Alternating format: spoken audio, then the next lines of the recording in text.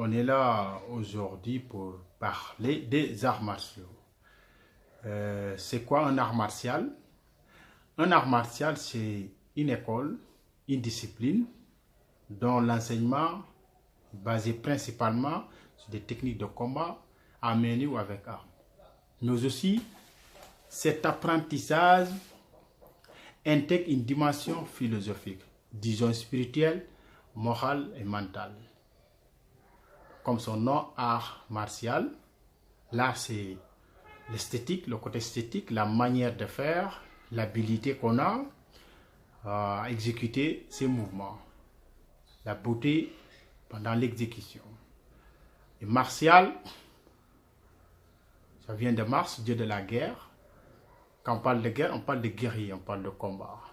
Donc l'art, c'est ça un art martial. Donc c'est la technique, mais aussi c'est la philosophie.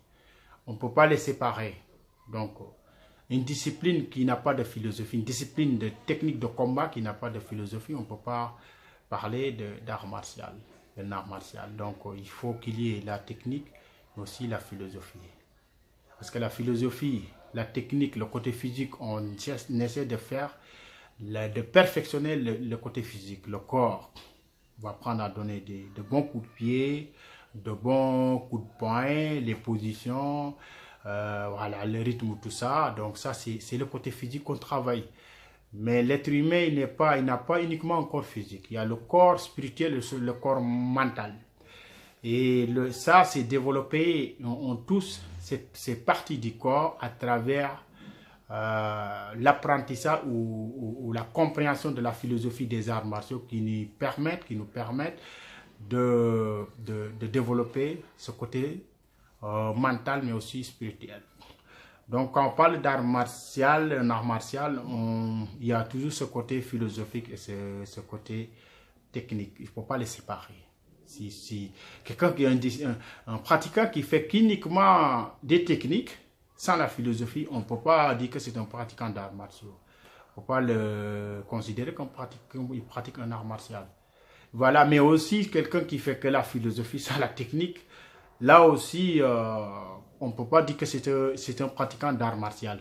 Mais il faut les deux, voilà, parce que la technique, on cherche à se perfectionner sur le côté technique, c'est le physique, mais la philosophie nous permet de mieux comprendre qui nous sommes en réalité, qui nous sommes voilà, en réalité, et c'est ça. Et au finish, le pratiquant, le début peut-être qu'il vient pour apprendre les techniques, mais à la longue, il comprend que tout ce qu'on l'enseigne dans la salle, avec la philosophie, comprend qu'on lui pousse à comprendre qui il est réellement lui.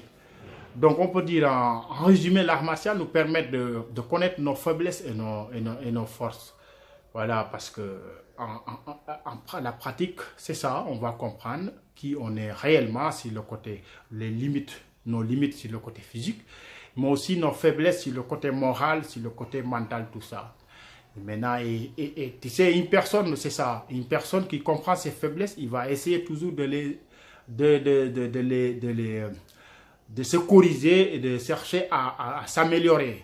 Voilà. Mais là, si on reconnaît nos faiblesses, mais si on ne connaît pas ces faiblesses, on ne peut pas chercher à les rectifier ou bien chercher à s'améliorer.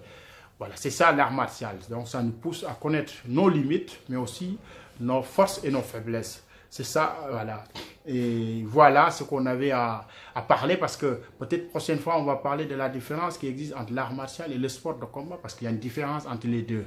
On confond le sport de combat qui utilise les techniques des arts martiaux, mais sans philosophie. Et là, on ne peut pas parler parce que c'est différent en tout cas. Donc, prochaine fois, on va essayer de parler de ça.